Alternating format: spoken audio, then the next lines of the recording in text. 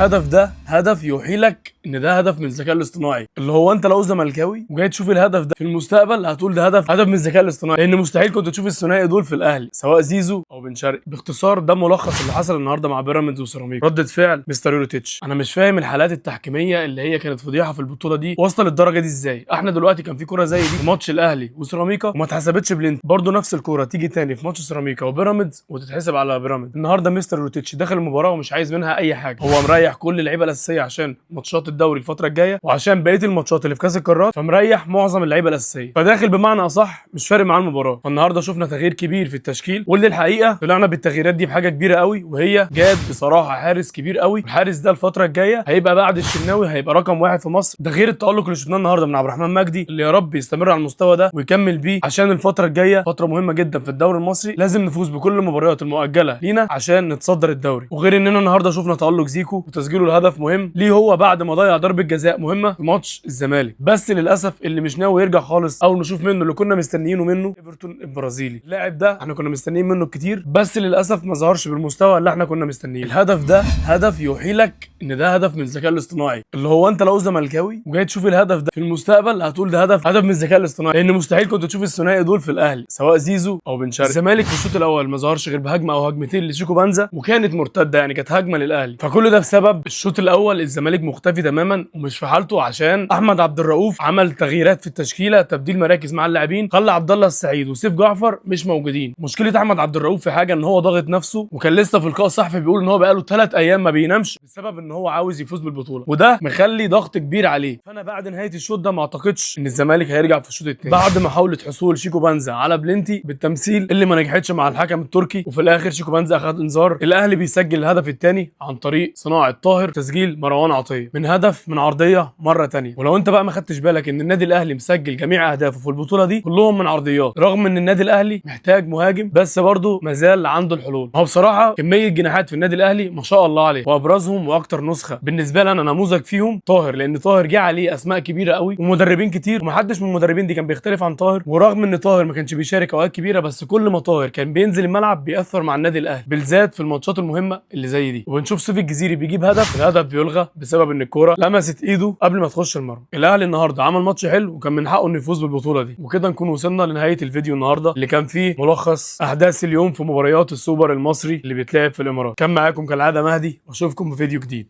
سلام.